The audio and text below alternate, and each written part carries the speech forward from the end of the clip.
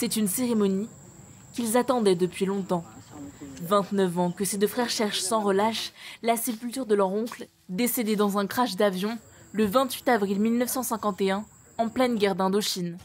Aujourd'hui, c'est le jour J. Dans ce jardin du nord du Vietnam, ils vont déterrer une boîte dans laquelle ils espèrent trouver une trace de leur oncle. Quelques coups de pioche avant de découvrir le contenu du coffre. Dans la boîte, on a vu exactement ce qu'on attendait, c'est-à-dire des ossements, des restes humains, ce qui est très émouvant quand on se dit que c'était des gens, c'était des personnes, que c'est ceux qu'on cherche. Un véritable pincement de cœur, mais quelque part une libération. C'est venu comme un aboutissement de cette démarche, de cette longue quête. L'aboutissement d'une longue quête. Et pourtant, il faut encore attendre le résultat des analyses ADN qui permettra aux deux frères de savoir si c'est bien les ossements des 4 passagers du crash qui se trouvent dans la boîte. Le lendemain, les recherches continuent. Les neveux du capitaine de l'armée de l'air, Jacques Dieudonné, souhaitent marcher sur les traces de leurs ancêtres, reproduire le même trajet en voiture cette fois-ci et aller à la rencontre d'anciens combattants vietnamiens. Objectif, comprendre ce qu'il s'est vraiment passé à bord de l'appareil.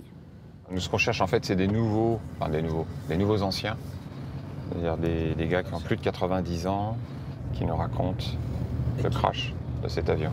Premier arrêt dans la chapelle Tatke. Ce haut lieu de paix a servi d'infirmerie pour les blessés français de la bataille de la route coloniale 4 en 1950. Les gens se sont retrouvés soignés, doivent leur survie aux soins qu'ils ont reçus du village, des infirmiers, parfois des ennemis. Ils se sont soignés dans cette chapelle et ils ont survécu et ils ont témoigné par la suite. Suite du voyage, la RC4, aussi surnommée route sanglante, eut une importance stratégique majeure dans la guerre d'Indochine. Elle était la voie de ravitaillement principale des villes tenues par le corps expéditionnaire français. Un abîme pour ses soldats. L'itinéraire en pleine forêt dominé par des pitons rocheux donna aux Vietnamiens un avantage. L'avion B-26 de Jacques Dieudonné survola cette route de la mort. Je pense qu'on est à l'endroit où le vol a commencé sa descente infernale vers Cao Bang. Et c'est émouvant de s'imaginer que c'est parti de là. Et que moteur en feu, il a dû descendre jusqu'à Cao Bang, sans espoir de faire quoi que ce soit, de faire demi-tour ou de se sauver. Dernière étape, Cao Bang. C'est ici que les Français enregistrent leur première défaite en 1950. Une surprise totale pour ces militaires surentraînés qui croient combattre une armée de paysans. C'est aussi ici, à Cao Bang, que l'avion terminera sa course. Les deux frères cherchent l'endroit exact du crash d'avion.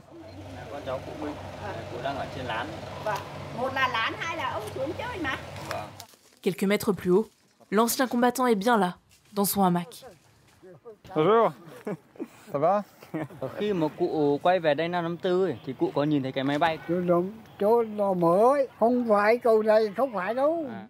Les propos de Mine ne correspondent pas tout à fait aux informations de Vincent et Bertrand. Selon les archives photographiques des missions aériennes françaises, l'avion serait tombé dans l'autre sens. Il nous est évident que l'avion s'est crashé ici et a fini sa course sur un banc de sable. La quête de Vincent et Bertrand s'achève ici. À Hanoï, les vestiges de la guerre d'Indochine ne sont pas nombreux. Mais les cimetières rappellent le nombre de soldats morts au combat. 500 000 environ pour le Viet Minh. Un ancien combattant de la bataille de Dien Bien Phu a accepté de nous recevoir. Il avait 17 ans à l'époque.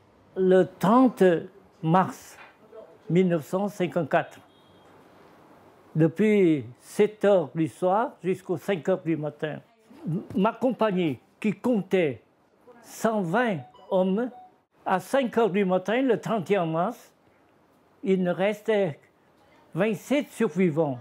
57 jours de combat jour et nuit dans les tranchées. Selon ce vétéran, à la fin de la bataille, les survivants vietnamiens pesaient moins de 50 kilos. Les Français, 70. Ces derniers étaient mieux entraînés et mieux armés, mais le Viet Minh s'est battu jusqu'au bout. Nous avons surmonté toutes les difficultés, toutes les privations. C'est grâce à un idéal dans la tête, dans le cœur. Ça, c'est un patriotisme. Une soif de liberté que les Vietnamiens assouvissent le 7 mai 1954. La fin de la bataille de Dien Bien Phu sonne la fin de la guerre d'Indochine. Les accords de Genève, signés en juillet de la même année, annoncent le retrait officiel de l'armée française.